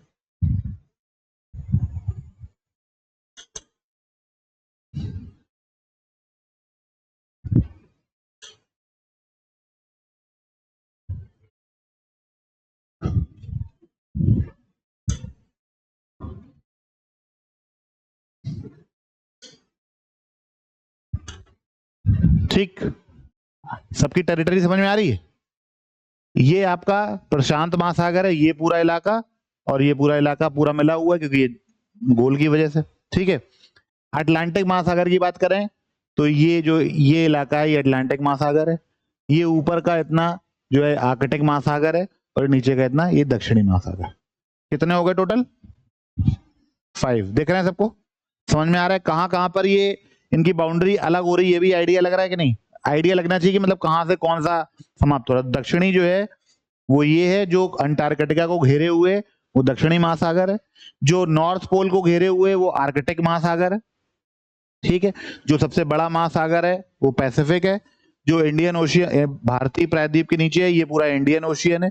ठीक है, और जो एस के आकार का ये जो है ये क्या है? ये आपका अटलांटिक महासागर। ठीक, इसी में अब कुछ सब डिवीजन कर दिए गए हैं, जैसे ये नॉर्थ अटलांटिक हो गया, नॉर्थ पैसिफिक हो गया, ये साउथ पैसिफिक हो गया। ठीक, ये नॉर्थ अटलांटिक हो गया, ये साउथ अटलांटिक हो गया। ठीक है, ये नॉर्थ पैसिफिक यहां पर भी है, ये साउथ पैसिफिक यहां पर भी है। तो अब ये उनके सब डिवीजन है, इसमें कोई नॉर्थ साउथ नहीं है। ये हिंद महासागर पूरा इतना ही है, इसमें कोई उत्तर दक्षिण नहीं है, ठीक है। लेकिन जो बड़े महासागर हैं उनमें हमने इक्वेटर के ऊपर नॉर्थ कर दिया, इक्वेटर के नीचे साउथ कर दिया। इक्वेटर के ऊपर नॉर्थ अटलांटिक, इक्वेटर के नीचे साउथ अटलांटिक, इक्वेटर के ऊपर नॉर्थ, इक्वेटर के नीचे साउथ। तो ये हालांकि कोई बहुत बड़ा सब डिवीजन नहीं है, पहले तो आपको महासागर ही पता होने चाहिए। आर्कटिक में और अंटार्कटिक में कोई सब डिवीजन नहीं। क्यों? आप इमेजिन करिए कि नॉर्थ पोल के चारों ओर और साउथ पोल के चारों ओर। क्लियर है? बात समझ में आ रही? हेडिंग डालिए पैसिफिक ओशियन, प्रशांत महासागर।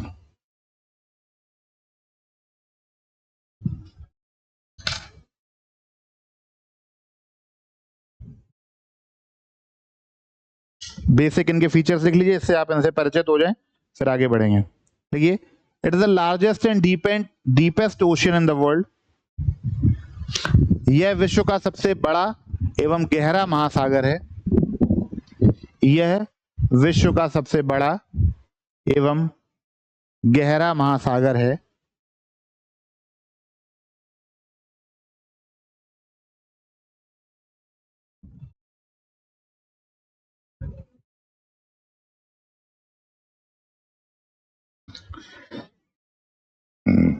It covers nearly 30.5% of the world's total area. यह संपूर्ण विश्व के लगभग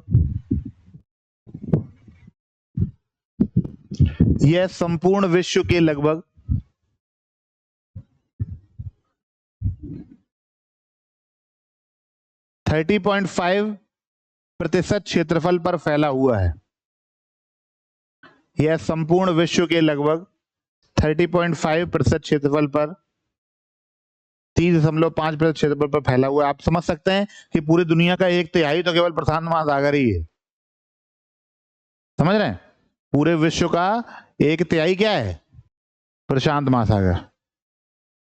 next,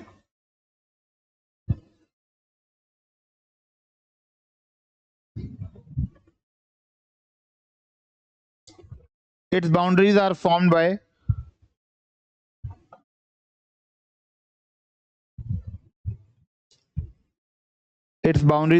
by Asia, Australia, North America and South America continent। लिखिए, इसकी सीमाएं एशिया, ऑस्ट्रेलिया,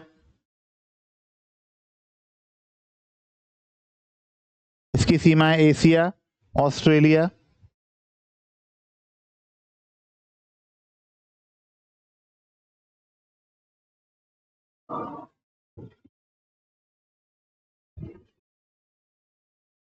उत्तरी अमेरिका तथा दक्षिणी अमेरिका महाद्वीपों के द्वारा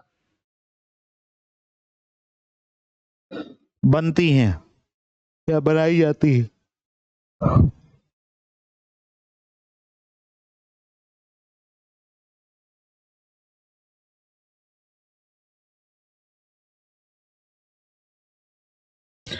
It is roughly triangular in shape. It is roughly triangular in shape.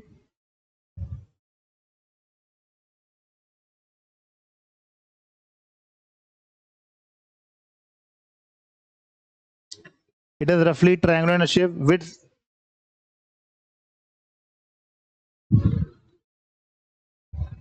with its apex in the north, at Bering Strait. With its apex in the north at Bering Strait। आप इसको ऐसे समझ सकते हैं कि ये ऐसे समझिए कि ये और ये इलाका और ये ऐसा,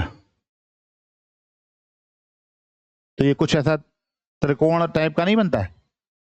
तो ये इट इज रफली triangular in shape with its apex at Bering straight.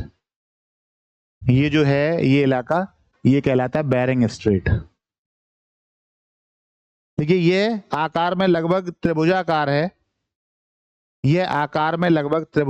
है, जिसका शीर्ष उत्तर में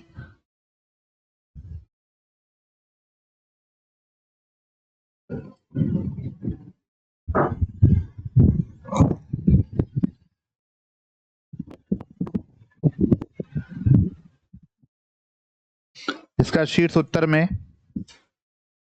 बेरिंग जलसंधि पर स्थित है।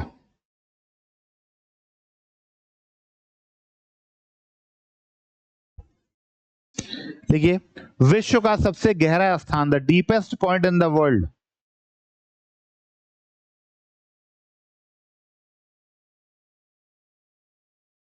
The deepest point in the world called Mariana Trench.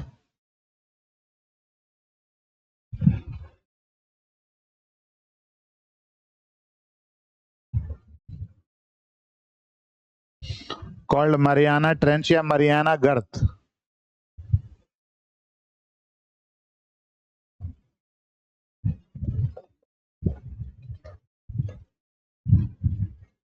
प्रशांत महासागर में स्थित है।